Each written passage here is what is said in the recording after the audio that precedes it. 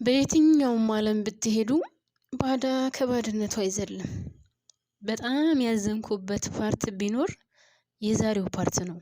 204 ኖላዊ ድራማ ላይ እውነት ለመናገር ይህንን ፓርት ያየ ዛሬ ሁሉም ሰው ውስጡ ያዘነ ይመስለኛል። ኮሜንት ላይም ሳይ ስመለከት ባዳ ለካ ባዳ ነው ምንም ብታደርጉለት የሚል ኮሜንት ብቻ ነው በብዛት ማየው እና ውድ ቤተሰቦቼ እናንተስ እንደታያችሁት እንደተመለከታችሁት እስኪ ሐሳብ አስተያየታችሁን አካፍሉኝ። ሰላም የኔ ምርጦች እንዴት ናችሁልኝ? ሰላም ናችሁ ወይ? በያላችሁበት የዓለም ዳርቻ ሰላማችሁ ብዝዝት ይበልልኝ። ፈጣሪ አግኝቶ ከማጣት ይሰውራችሁ። ደሃ ሆናችሁ ደግሞ እንደዚህ ልክ እንደ ድንብላል በባዶ ከመገመትም ይሰውራችሁ። በባዶ ከመወቀስ በባዶ ከመታሰር ያለ ኃጢአታችሁ ያለ ጥፋታችሁ ከመወገር ፈጣሪ ይሰውራችሁ። በየትኛውም ዓለም ያላችሁ ውድ ቤተሰቦች ለዚህ ቻናል አዲስ ከሆናችሁ ፕሊስ ሰብስክራይብ አድርጋችሁ ደወል ምልክቷን በመጫን አበረታቱኝ። እኔም አንዲት ምስኪን የአረብ ሀገር ሰራተኛ ነኝ እና ያልፍልኝ ወይም መቀየርበት ይሆን ብዬ ይሄን ዩቲዩብ ከፍቼ ነበር። ነገር ግን ብዙ እየተንቀሳቀሰልኝ አይደለም። ውድ ቤተሰቦቼ ይህ ቪዲዮ የሚደርሳችሁ ቤተሰብ የሆናችሁ ላይክ በማድረግ ቤተሰብ ያልሆናችሁ ለዚህ ቻናል ደግሞ ሰብስክራይብ አድርጋችሁ ደወል ምልክቷን በመጫን ዋካችሁን አበረታቱኝ። ምናልባት አይታወቅም ፈጣሪ የምንቀየርበትን ነገር እሱ ነው የሚያውቀው አይደል? ሰው ምናልባት ይሳካል ብዬ እንግዲህ እየተንቀሳቀስኩ ነው በዚህ ቻናል። ለማንኛውም ውድ ቤተሰቦቼ ከወደዳችሁት ያው እንደነገርኳችሁ አበረታቱኝ ማለት ነው። ወደ ድራማው ስመለስ ወይዘሮ ሜላት ያን ወርቅ ማን የወሰደው? አሁንም እርግጥ ማን እንደወሰደው አይታወቅም። ሲቀጥል ከዛ ቤት የነበሩት ያው እንግዲህ ባዳ የተባለው ድንብላልና ወንድሟ ናቸው። ወይዘሮ ሜላት ውስጧ 100% እርግጠኛ ነው ድንብላል ያንን ወርቅ እንደማትወስደው። ነገር ግን ወንድሟን ለማስመጣት ስትል እሷን አሳስራታለች። እች ልጅ ያለ ምንም ደመወዝ ከዛ ቤት እያገለገለች ነው ያለችው። ግን ታውቃላችሁ ቤተሰብ እኔም ያለሁበት ልክ የድንብላል ማለቴ ድንብላል በምታልፍበት ህይወት ያለፍኩ ስለሆነ በጣም የሚገርም ነው። ሰው ቤት ስትሆኑ ታውቃላችሁ ቤተሰብ ማርያምን እናንተ ልክ እንደ ድንብላል ንጹህ ሆናችሁ የሆነ ጥንጥዬ ነገር ሲጠፋባቸው ወይም ካስቀመጡበት ቦታ ረስተውት ፈልገው ሲያጡት ሁሉንም ነገር እናንተ ላይ ነው የሚጥሉት።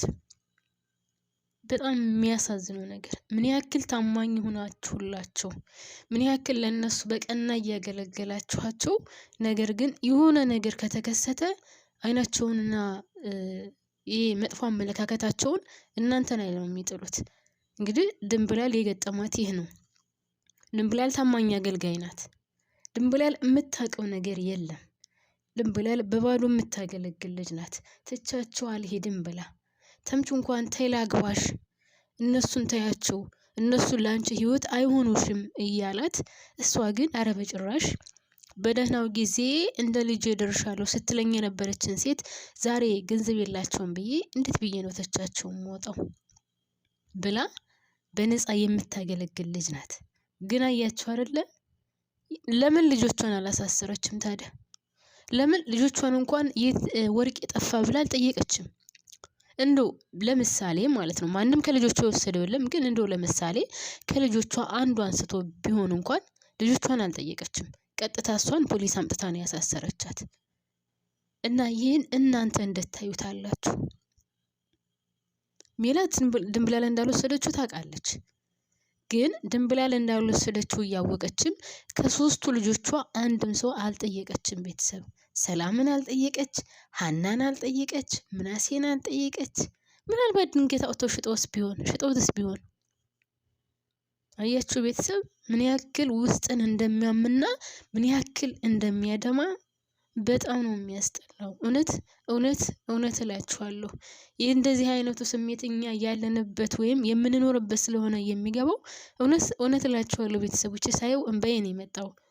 ምንም በማታውቀው እንደዛ ፖሊስ ይዟት ሲሄድ ድራማ ነው፣ ግን እውነታው ይሄ ነው። እኔም ያለፍኩበት ወይም እየኖርኩበት ያለው ስለሆነ። ሲቀጥል ያን ወርቅ አሁንም ቢሆን ማን እንደወሰደው አይታወቅም። እውነት የድንብላል ወስዶት ነው ወይስ ማነው መጥቶ ከቤት ውስጥ የወሰደው ወርቁን? አልታወቀም እስካሁን ድረስ። ሲቀጥል ወይዘሮ ሜላት ህይወቷን ለመቀየር የምትሰራ ሴት አትመስለኝም ሳስበው። አሁን በጣም ነው የምትጮኸው፣ በጣም ተቀይራለች። አሁንም ቢሆን ያ ጩኸቷ እንዳለ ነው። በዚህ ጉዳይ ከቀጠለች እውነት ህይወቷ የሚስተካከል ይመስላችኋል? ማንኛውንም ነገር በልህና በጉልበት እኮ አይሆንም። አሁን ሜላት አግኝታ ያጣች ሴት ናት አይደለ? ሁሉንም ነገር በጩኸት ታድርጋለች ብዬ እኔ አላሰብኩም ነበር። ትቀዘቅዛለች ብዬ ነበር፣ ግን አሁንም ትጮኻለች። አሁንም በቃ ለክብሯ በጣም ነው የምትሞተው። ኦኬ በስራ ቦታ በዛ በዩኤል ምክንያት እሺ በክብሯ እንደዛ አዋርዷታል። ይቅር ጥንቅር ብሎ እንደዛ ተብሎ የመጣው ገንዘብ ግን ደግሞ አንዳንድ ጊዜ ስታጡ ምንም ነገር አማራጭ ስታጡ ክብራችሁን ዝቅ ታደርጉታላችሁ አይደለ? ያው ማጣት ነው ሁልጊዜም ክብርን ዝቅ የሚያደርገው። ሰው ቤት ሰራተኛም የሚያደርገው ማጣት ነው።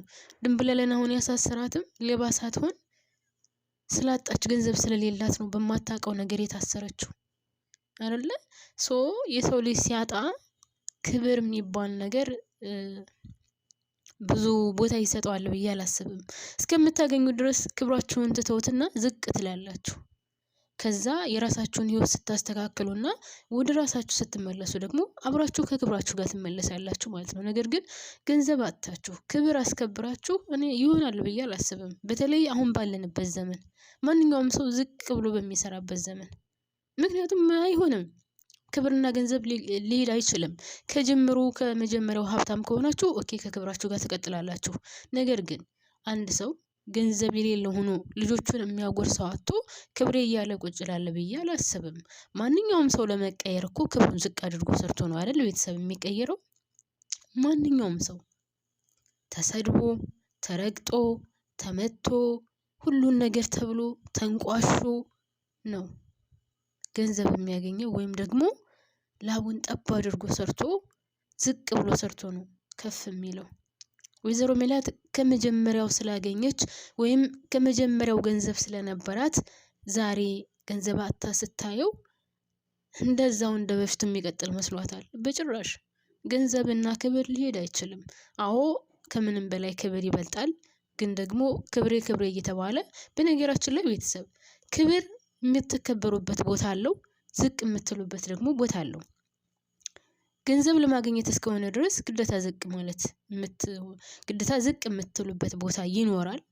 ነገር ግን ደግሞ በማይሆን ቦታ ላይ በመጥፎ ቦታ ላይ ደግሞ ክብራችሁን በጭራሽ የምትጥሉበት ቦታ አይሆንም ማለት ነው።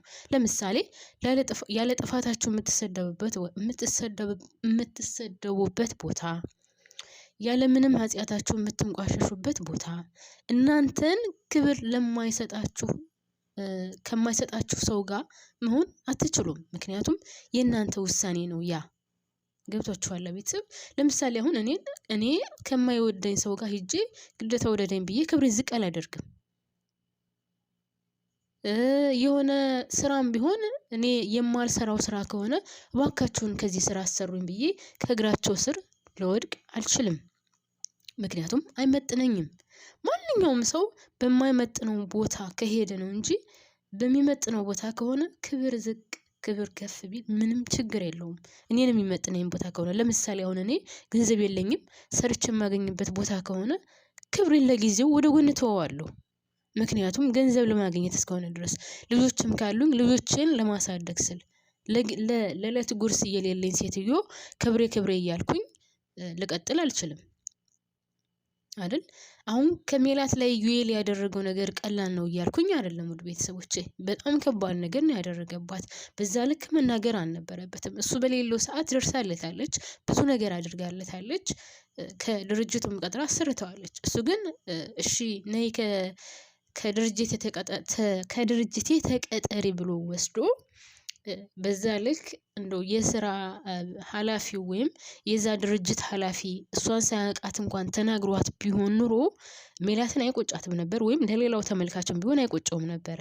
ነገር ግን ራሱ የራሱን ልብስ ስታጥብ አግኝቷት ራሱ በራሱ ጊዜ ላግዝሽ አንቺ በምትሰሪው በጭንቅላትሽ የተማረ ስለሆነ በተማርሽበት ትሰሪያለሽ ብሎ ራሱ ወስዶ እንደዛ መናገር አልነበረበትም፣ መሆንም የለበትም። ግን እኛ ችግሩ እኛ የሰው ልጅ ስንባል ቤተሰቦችን ማርያምን ስናገኝ አናቀበት፣ ስናጣ አናቀበት። በጣም የሚያሳዝነው ነገር አንድ ሰው በችግሩ ጊዜ ያን ሁሉ ያደረገለትን ዛሬ ያኛው ሰው ያደረገልክ ሰው ወይም የነበረው ሰው አጥቶ ስታገኘው በዛ ልክ ማዋረድና መናገር አልነበረበትም ኢዩኤል። እኔ እዛ ቦታ ላይ ሜላትን ሳላደንቃት አላልፍም። እንደዛ እያዋረዳት መቼም ትሰራለች ማለት ዝበት ነው፣ አትችልም። ማንኛውም ሰው ቢሆን እንደዛ እየተዋረደ ይሰራል ብዬ አላስብም። ግን ከሚመጥነን ቦታ ዝቅም ብንል ችግር የለውም። ያም ሆነ አሁን ኢዩኤል ተጸጽቷል፣ ተመለሽ እያላት ነው። ግን ደግሞ ችግሩ ተመልሳስ ያንን ቃላት ላለመናገሩ ምን ዋስትና አላት? እስኪ ንገሩኝ። ከባድ ነው። እኔ አሁን ወደዛ ስራ ተመልሳ ብትሰራ ከኢዩኤል ጋር ሰላም ትፈጥራለች ወይ ብላችሁ ብትጠይቁኝ እኔ አላቅም። ምክንያቱም አላቅም ብቻ ሳይሆን እኔ እርግጠኛ አልሆንበትም በዚህ ሰውዬ ባለመናገሩ በጭራሽ እርግጠኛ ልሆንበት አልችልም ማለት ነው። እና ወደ ድንብላት ስንመለስ ያን ወርቅ ማን እንደወሰዱ እስካሁን ድረስ አይታወቅም። ግን ምንም በማታውቀው ይች ልጅ መታሰሯ ደግሞ በጣም ያሟል። ከፍቷታል፣ አሟታል። በጣም ነው የምታሳዝነው፣ በጣም ከሚገባው በላይ። ታውቃላችሁ አንዳንድ ጊዜ ሰውን ከልክ በላይ ታምኑትና ከዛ ባመናችሁት ልክ ደግሞ ጉድጓድ ቆፍሮ ሲቀብራችሁ ውስጣችሁ ይታመማል። ለዛ ቁስል መድኃኒት ራሱ አይገኝለትም። ምናልባት ከላይ ልስቁ ትችላላችሁ፣ ያን ሰውም ይቅርታ ልትሉት ትችላላችሁ። ግን መቼውንም ቢሆን አትረሱትም። ሰውን ይቅርታ ልታደርጉለት ትችላላችሁ። እሺ ይቅርታ ልትባባሉም ትችላላችሁ። ግን ቁስሉን ትረሱታላችሁ ማለት አይደለም። አሁን ድንብላል ያለችበት እንደዛ ነው። እንደዛ ተምቹ ጋር እየተጣላች እንኳን ተይ ተጋብተን አንድ ላይ እንሁን፣ ለምንድነው እንደዚህ የምትሆኙ? አንቺ ለራስሽ ህይወት የለሽም ወይ? እነሱ የራሳቸው ጉዳይ ሲላት እምቢ ብላ ነው አይደለ? ዛሬ ግን ገና ለገና እነሱ ናቸው ባዳ፣ ስለዚህ እነሱ ናቸው የሚሰርቁት፣ ከነሱ ውጪ ማንም ሊሰርቅ አይችልም ብላ ድንብላልን አሳስራታለች። ድንብላል ፖሊሶቹ ከቤቷ ሲመጡ በጣም ነው የደነገጠችው። አላመነችም እንኳን። ምግብ ሰርቻለሁ ደርሷል ቁጭ በሉ ብሉ ነው ስትል የነበረው። በጣም ተደናግራ ደንግጣ ከቤት እንኳን ሲወስዷት ምን እንዳደረገች አታቅም። የሰራችው ወንጀል ምን እንደሆነ እንኳን አታቅም። በምን ምክንያት እንደወሰዷት በምን ምክንያት እንዳሰሯት እንኳን አታቅም ነበረ። አያችሁ አይደለ? ገና ለገና ወንድሟ ይሆናል የሰረቀው ብላ እሷን እስር ቤት አስገባቻት። እቺ ልጅ ወንድሟ ይስረቅ አይስረቅ የምታውቀው ነገር የለም። ምንድነው የተፈጠረው የምታውቀው ነገር የለም። ብቻ ወደ እስር ቤት ሲወስዷት ደንግጣ ሄዳለች።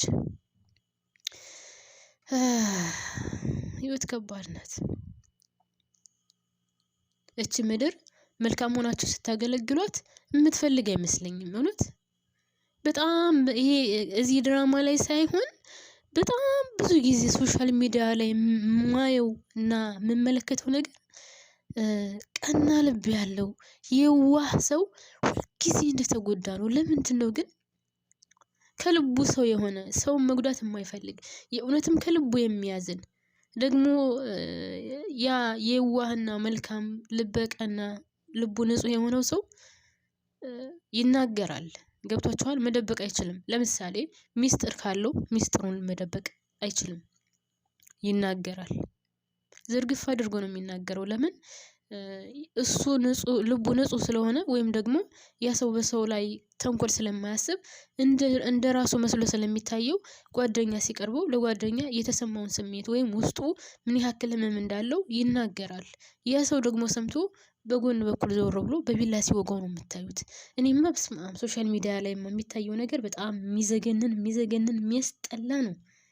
ድራማውም አሁን ይሄ የኖላዊ ድራማም አሁን አካሄዱ እንደዛ ነው። የራሳችሁ ጓደኛ የሆነው የራሳችሁ የቅርብ ሰው የሆነው አብራችሁ ብዙ ጊዜ በተለይ የሴት ጓደኛ በኢየሱስ ስም ውይ እውነት በጣም በጣም ነው የሚያስጠላው። በጣም ሌላ ቦታ እያሉ ጥሩ ህይወት አሳልፈው በጣም የሚዋደዱ ጓደኛሞች በጣም ብዙ ነገር ያሳለፉ ልብስ አንድ አይነት የሚለብሱ አንድ ላይ የሚተኙ አንድ ላይ የሚጨፍሩ አንድ ላይ የሚወጡ አንድ ላይ የሚገቡ ልጆች ቦታ አለያይቷቸው ከዛስ ኧረ ስማም በጣም የሚዘገንን ነው እውነት። እኔ እንጃ እኔ በጣም የሚደብር ጊዜ ነው የደረስነው። ጊዜው ነው ሰው ነው የከፋው ነው አላቅም። እና አንድ ሰው ከተጎዳ የተጎዳውን ሰው እንዳይንቀሳቀስ አድርጎ ለመግደል ወይም ቆፍሮ ለመቅበር ያ አብሯችሁ ሲበላ የነበረው ያቺ አብሯችሁ ሲጨፍር የነበረችው እኔ ልሞትልሽ አንቺን እንቅፋት እንዳይመታሽ እኔን እንቅፋቱ ይምታኝ ስትል የነበረችው ይችኛዋ የሆነ ነገር ሆና ወድቃ ወይም የሆነ አለ አይደለ በዙሪያዋ ሰው አጣ ብዙ ሾክ ሲበዛባት ያቺ ልነጠፍልሽ ስትል የነበረው ትብሳለች። እና ግርም ነው የሚለኝ ሳየው። እና ሰው ማመን ከአሁን በኋላ ሰው ማመን እኔ እንጃ እኔ ሰው አላምንም ልንገራችሁ ቤተሰብ። እናንተም ሰው አትመኑ፣ ውደዱት። የሰውን ልጅ ውደዱት እንጂ አትመኑት። ማንም እኔ ጥሩ ነኝ የሚል ሰው እንኳን ቢኖር እውነት ነው የምላችሁ በዚህ ዘመን የሚታመን ሰው የለም በጭራሽ። ማንም የሚታመን የለም። እንደውም ትንሽ የወንድ ጓደኛ ይሻላል ቢያንስ። ያው እንደ ሴት ልጅ ብዙ ወጥቶ እንደዚህ አያለፈልፍም አያወራም። ለጓደኛውም ቢሆን ያው በብዛት ወንድ ልጅ ወንድ ጓደኛ ስለሚኖረው ሴትም ብትኖረው አያወራም። የሴት ጓደኛ ግን በስመ አብ ወወልድ ወመንፈስ ቅዱስ በጣም ነው የሚደብረው፣ በጣም ነው የሚያስጠላውና በማለቴ ልክ በአሰሪና ሰራተኛ መካከል ብቻም ሳይሆን አሁን እንደው የኔ የምትሉት እህትን በሉት ወንድምን በሉት እንደው ከሀጅ ሆኗን ዘመኑ ጌታን ለምን እንደሆነ አላውቅም። በቃ ሰው መክዳት ይወዳል። መክዳት በቃ አላቅሽም፣ በቃ የት ነበርሽ? ከዛ ከእናንተ ጋር የተጣለውን ሰው እየመረጡ ከዛ ሰው ጋር መቀራረብ፣ ከዛ ሰው ጋር ቤተሰብ መሆን፣ ከዛ እኔ ምን አይነት ጉድ እንደሆነ አላውቅም። እውነት ቤተሰብ ስለገረመኝ ነው። በጣም ብዙ ነገር እያየሁ ስለሆነ ነው ወይም ሁሉም ማወራውና ቤተሰቦቼ እናንተ ምን ይሰማችኋል? በዙሪያችሁ ያለው ሰው ምን አይነት ነው? እውነት ታማኝ ነው ህዝቡ? ባጠገባችሁ ያለው ሰው ታማኝ ነው? እናንተስ ምን ያክል ለሰው ታማኝ ናችሁ? ታማኝነታችሁስ ምን ያክል ጎድቷችኋል? በዚህ ዘመንስ ታማኝ መሆን አስፈላጊ ነው ወይ? በፈጣሪ በኩል ኦኬ ታማኝ መሆን መልካም ነው። መልካም ማሰብ ጥሩ ነው። ጥሩ ቃላት መናገር ጥሩ ነው። ግን ከዘመኑ ጋር ማለቴ ከዚህ ከሰው ጋር አብሮን ከሚኖረው ሰው ጋር ለመኖር ይህ ሁሉ መስፈርት አስፈላጊ ነው ብዬ አላስብም እኔ። ምክንያቱም ራሳችሁን ነው የሚጎዳው።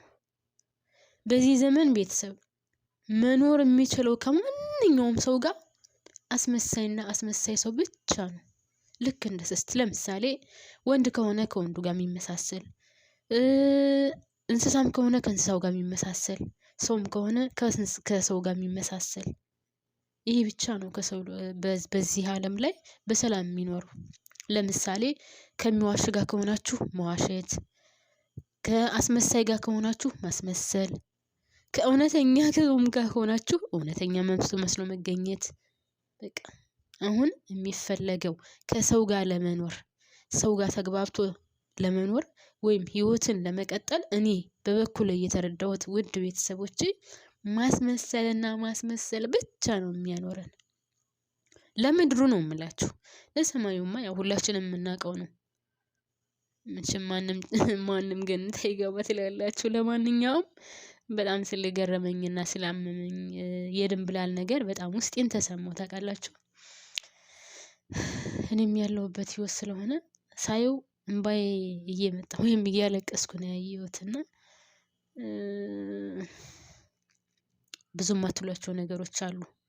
በእንደዚህ አይነት ህይወት ውስጥ ስትኖሩ ብዙ መናገር እየፈለጋችሁ የማትናገሩት፣ ማውራት እየፈለጋችሁ የማታወሩት፣ ውስጣችሁ እርር ድብን እያለ የምታሳልፉት ውስጣችሁን ምቅ አድርጋችሁ እሳቱን የሚንቀለቅለውን ይሄ አንዳንድ ጊዜ ተናገሩ ተናገሩ የሚላችሁ ነገር አለ።